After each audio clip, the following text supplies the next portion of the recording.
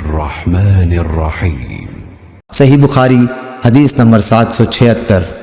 عبداللہ بن ابی قتادہ نے اپنے باپ ابو قتادہ رضی اللہ تعالی عنہ سے روایت کیا ہے کہ نبی صلی اللہ علیہ وسلم ظہر کی 2 پہلی رکعتوں میں سورہ فاتحہ اور 2 سورتیں پڑھتے تھے، اور آخری 2 رکعات میں صرف سورہ فاتحہ پڑھتے۔ کبھی کبھی ہمیں 1 آیت سنا بھی دیا کرتے تھے، اور پہلی رکعت میں قرأت دوسری رکعات سے زیادہ کرتے تھے۔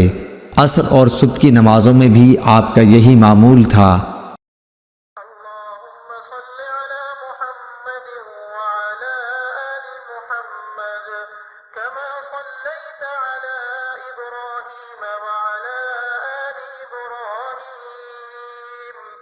إنك حميد مجيد اللهم بارك على محمد وعلى آل محمد كما باركت على إبراهيم وعلى آل إبراهيم إنك حميد مجيد